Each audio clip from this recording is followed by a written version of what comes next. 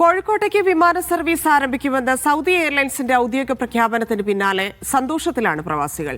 5 വർഷത്തിന് ശേഷമാണ് Saudi എയർലൈൻസിന്റെ service ഇപ്പോൾ ആരംഭിക്കുന്നത്.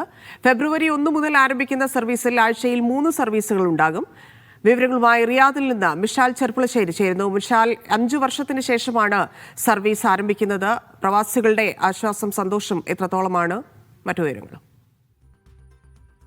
ധന്യ, സൗദിയിലെ ദേശീയ വിമാന കമ്പനിയായ സൗദി എയർലൈൻ്റെ ഔദ്യോഗിക ഈ ഒരു പ്രഖ്യാപനത്തിന് പിന്നാലെ വലിയ സന്തോഷത്തിൽ തന്നെയാണ് സൗദിയിലെ മലയാളികളായ പ്രവാസികളടക്കമുള്ളത്.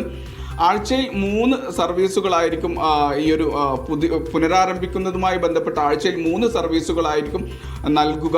ഫെബ്രുവരി 1 മുതലായിരിക്കും ഈ ഒരു സർവീസ് ആരംഭിക്കുക. റിയാദ് കിങ് ഖാലിദ് എയർപോർട്ടിൽ നിന്നായിരിക്കും സർവീസ് ആരംഭിക്കുക.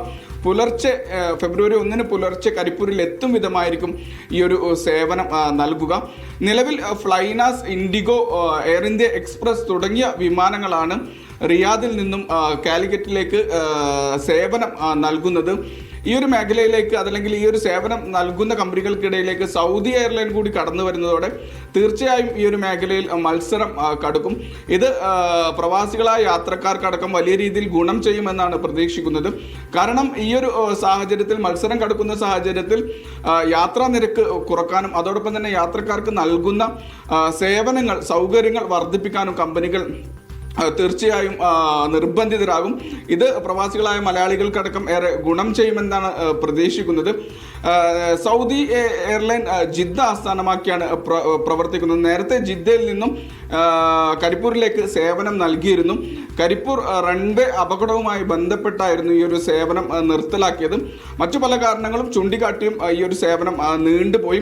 എന്നാൽ ഇപ്പോൾ ഫെബ്രുവരി 1 ഈ ഒരു സേവനം പുനരാരംഭിക്കുമെന്ന സന്തോഷം നൽകുന്ന വാർത്ത തന്നെയാണ് നിലവിൽ വന്നിരിക്കുന്നത്. ഇന്ത്യയിലെ കൊച്ചി, മുംബൈ തുടങ്ങിയ പ്രധാന നഗരങ്ങളിലേക്ക് നിലവിൽ സൗദി എയർലൈൻ സേവനം നൽകുന്നുണ്ട്. അതോടൊപ്പം ഇതിൻ്റെ ടിക്കറ്റുകൾ ഇപ്പോൾ ഫെബ്രുവരി 1 ആരംഭിക്കാനിരിക്കുന്ന സർവീസിൻ്റെ ടിക്കറ്റുകൾ നിലവിൽ ഓൺലൈനിൽ ലഭ്യമാക്കിയിട്ടുണ്ട്.